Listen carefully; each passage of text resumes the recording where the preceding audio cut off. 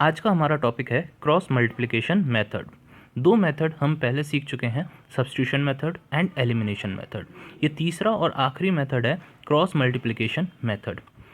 जब दो इक्वेशंस या लीनियर इक्वेशंस आपको सॉल्व करनी होती हैं, आप इन तीनों में से कोई भी मेथड यूज़ कर सकते हैं, substitution method, elimination method and cross multiplication method.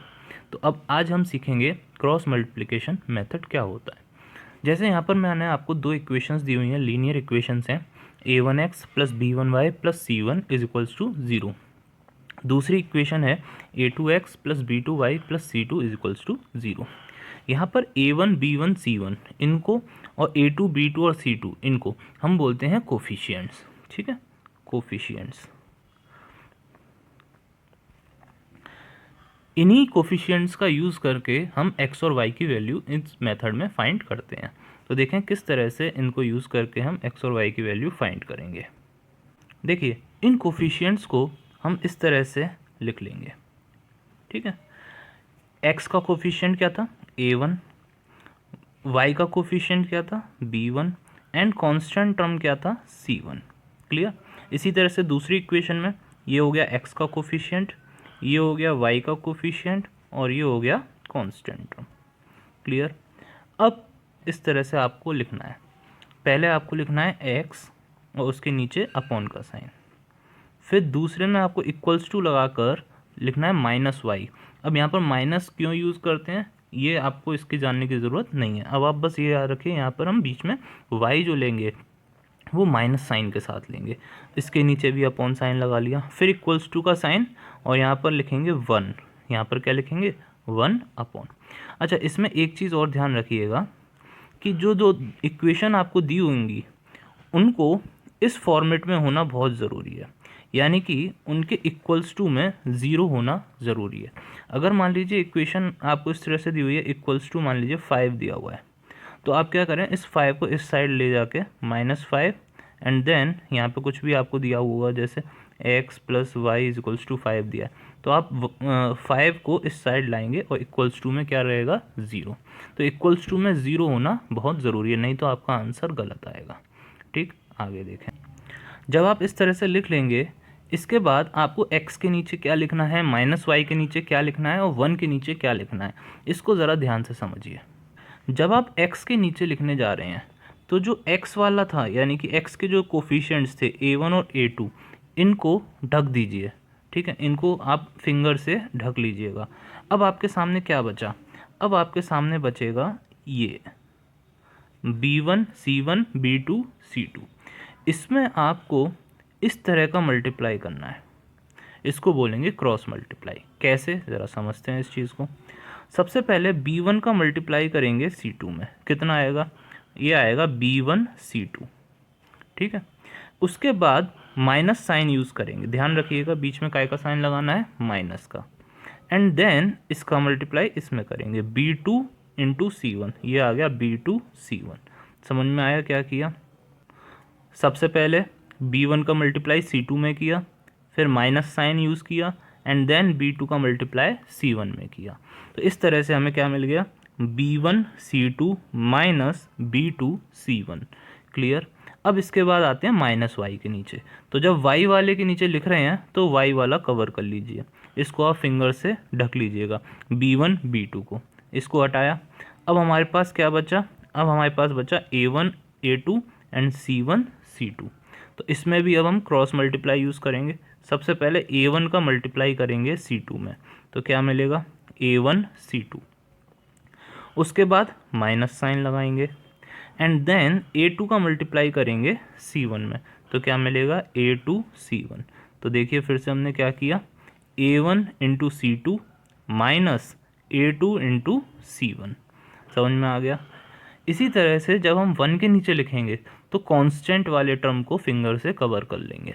अब हमारे पास क्या बचेगा, a1 a2 and b1 b2, इसमें क्रॉस मल्टीप्लाई यूज़ करें तो ये हो जाएगा a1 इंटू b2, ये रहा a1 इंटू b2। उसके बाद माइनस a2 b1, ये माइनस लगाना मत भूलिएगा। ठीक है, a2 b1, ये हो गया a2 b1। समझ में आ गया। अब इसके बाद ये जो तीन वैल्यूज़ आई हैं, अगर ये सिंप्लीफाई हो सकती हैं तो इनको आप पहले सिंप्लीफाई कर लीजिएगा। और उसके बाद देखिए क्या करना है। अब आपके सामने 3 टर्म्स हैं, एक ये और एक ये। इसमें आपको पहले x वाले को इसके इक्वल रखना है, तो ये आ गया x वाले को इसको इक्वल रखने पर। उसके बाद y वाले को इसके इक्वल रखना है, इन दोनों को इक्वल किया तो उससे क्या आ जाएगा, उससे ये आ जाएगा। समझ में आ रहा है? पहले x वाले को कांस्टेंट के इक्वल करेंगे और फिर y वाले को कांस्टेंट के इक्वल करेंगे। जब आप इन दोनों को सॉल्व करेंगे तो यहाँ से x की वैल्यू निकल के आ जाएगी और यहाँ से y की वैल्यू निकल के आ जाएगी। अब ज़रा इसको एक क्वेश्चन से समझते हैं कैसे इसको क्रॉस मल्टीप्लिकेशन रूल को हम लगाते हैं। ये आपके सामने क्वेश्चन दिया हुआ है, 2 इक्वेशन है इसमें, एक पहली इक्वेशन ये हो गई, दूसरी इक्वेशन ये हो गई। अब इसमें देखें इक्वल्स टू में ज़ीरो नहीं दिया है। सबसे पहला काम हमारा ये होता है कि इक्वल्स टू में ज़ीरो लाना है। तो ये जो 17 है इसको इधर ले जाके क्या लिख देंगे, -17। इसी तरह से ये जो 6 है इसको इधर ले जाके क्या कर देंगे, -6। तो जिससे हमें अपने फॉर्मेट में इक्वेशन मिल जाएंगी, यानी कि इक्वल्स टू ज़ीरो में। अब इसके बाद जो कोफिशिएंट्स होते हैं एक्स वाई और कांस्टेंट के, उनको लिख लेंगे। तो देखें यहाँ पर एक्स का कोफिशिएंट कितना है, 2, ये लिख लिया।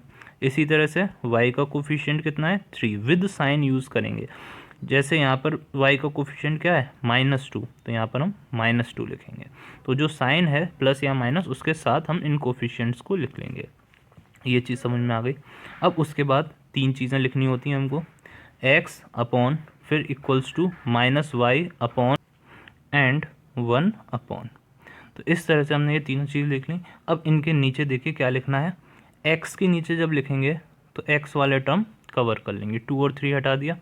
अब हमारे पास जो बचा वो देखें, 3 -2 -17 और 6, इसमें क्रॉस मल्टीप्लाई करें तो 3 × -6 कितना हो जाएगा, -18। तो यहाँ पर हमने लिख दिया -18, ठीक है।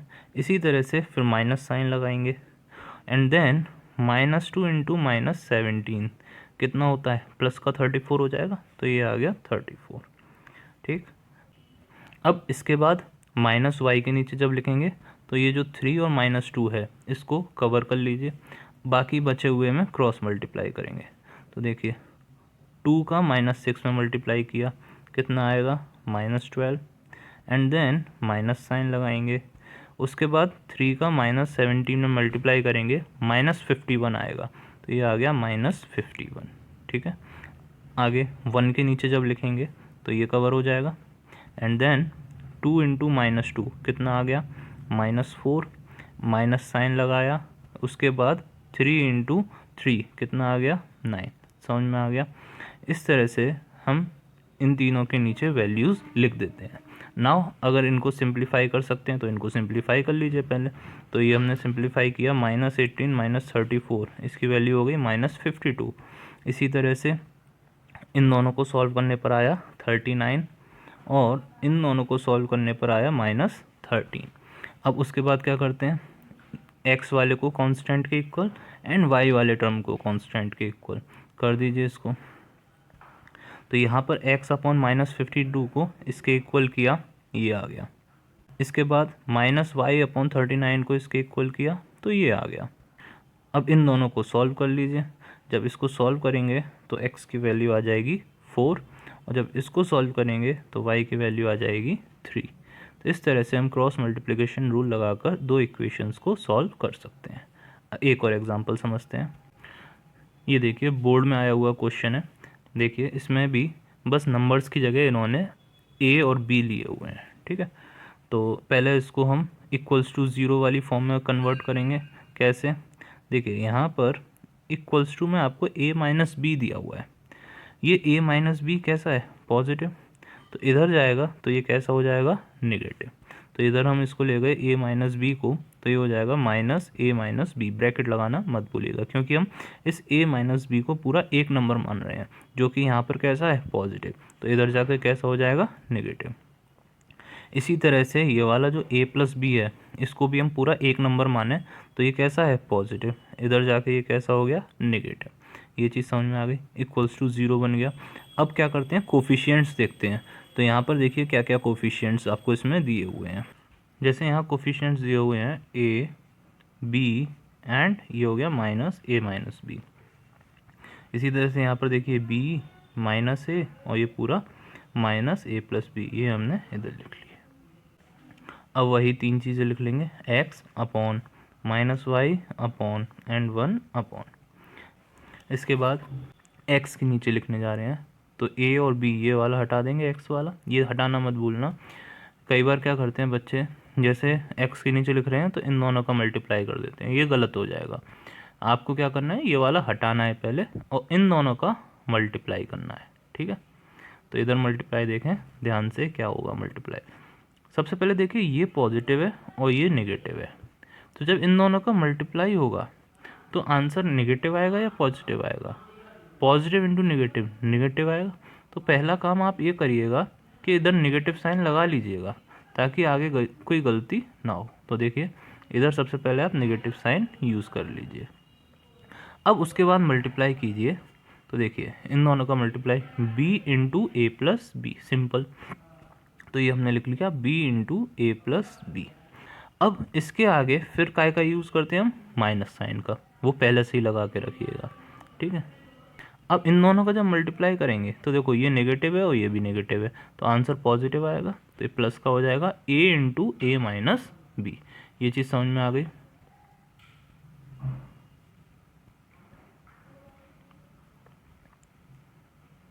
तो ये हो गया a into A minus B. अब y के नीचे लिखेंगे, तो देखिए -y के नीचे क्या आएगा। अब ये y वाले टर्म्स हटा दीजिए, अब आपके पास बचा ये। तो इन दोनों का मल्टीप्लाई करके नेगेटिव आएगा क्योंकि ये पॉजिटिव है और ये नेगेटिव है, और माइनस इन दोनों का मल्टीप्लाई, तो ये भी नेगेटिव आएगा। तो जब माइनस यहाँ पर हम यूज़ करेंगे और एक माइनस और, तो ये मिलकर क्या हो जाएगा, पॉजिटिव। ये चीज़ समझ में आ गई। अब लास्ट वाला देखें, अब क्या करेंगे, ये वाला हटा दीजिए, इन दोनों का क्रॉस मल्टीप्लाई। तो ये हम अपने आप कर सकते हैं, कितना आ जाएगा, ये हो जाएगा -a² माइनस साइन लगाएंगे फिर b²। तो इस तरह से ये इन तीनों के नीचे हमने वैल्यूज़ लिख ली। अब इनको थोड़ा सा सिंप्लीफाई करेंगे तीनों को, तो इधर क्या आएगा, मल्टीप्लाई कर लीजिए, सिंप्लीफाई करने के बाद ये आ जाएगा। इसी तरह से y के नीचे और कांस्टेंट टर्म के नीचे सिंप्लीफाई करने पर मिल गया हमको। अब इन दोनों को हम क्या करेंगे, इक्वल। तो इस वाले को पहले इसके इक्वल करा, ये आ गया, एंड इस वाले को इसके इक्वल करने पर ये आ जाएगा। इधर से x की वैल्यू 1 आ गई, इन दोनों को सॉल्व करने पर y की वैल्यू -1 आ गया समझ में। चलिए एक और एग्जांपल देख लीजिए फटाफट से। ये थोड़ा सा अलग एग्जांपल मैंने लिया है, इसमें देखिए अपॉन में आ रहे हैं x और y। तो ध्यान करिए, एलिमिनेशन मेथड में भी हमने इस तरह के क्वेश्चन पढ़े थे। जब अपॉन में x और y आते हैं तो पहले इनको हम लीनियर इक्वेशन में कन्वर्ट करते हैं। कैसे, 1/x को u और 1/y को v मान लेंगे। तो ये क्या बन जाएगी इक्वेशन, ये हो जाएगा au minus bv is equals to 0। और इधर नीचे वाली इक्वेशन क्या बन जाएगी, ab² और 1/x की जगह क्या आ गया, u प्लस a² और 1/y की जगह क्या आ गया, v माइनस। अब देखिए ये जो a² प्लस b² था राइट साइड में था, इसको हम लेफ्ट साइड में ले जाएंगे तो ये कैसा हो जाएगा, माइनस का। ये समझ में आ गया, इक्वल्स टू 0 हमें बनाना होता है, इसलिए हमने इसको लेफ्ट साइड में शिफ्ट किया। अब ये बन गई उसी तरह की इक्वेशन, कोफिशिएंट्स। अब यहाँ पर ये जो इक्वेशंस हैं ये x और y में नहीं है, ये u और v में है, ठीक है। तो इसलिए यहाँ पर हम x माइनस वाई और 1 नहीं लिखेंगे, यहाँ पर हम लिखेंगे u माइनस v और 1, क्योंकि ये जो इक्वेशंस थी वो x और y में नहीं थी, u और v में थी। ये चीज़ समझ में आ गई। अब इसको हम उसी तरह से सॉल्व करेंगे, इनके कोफिशिएंट्स लिख लिए, a minus B 0 and a² b minus a² plus b²। Cross multiply किया, सॉल्व किया, इसको आप देख लीजिएगा कैसे सॉल्व किया है। और इक्वल करने पर u की वैल्यू आ गई 1/a और v की वैल्यू आ गई 1/b। लेकिन हमको u और v नहीं निकालना था, हमको x और y निकालना था। तो u हमने किसको माना था, 1/x को, तो u की जगह 1/x रखते ही x की वैल्यू आ जाएगी a। इसी तरह से v की वैल्यू क्या थी 1/y, वो रखेंगे तो y की वैल्यू आ जाएगी b। तो इस तरह से हम x और y की वैल्यू निकाल सकते हैं। तो ये था क्रॉस मल्टीप्लिकेशन मेथड। तो ये तीनों मेथड आपने समझ लिए।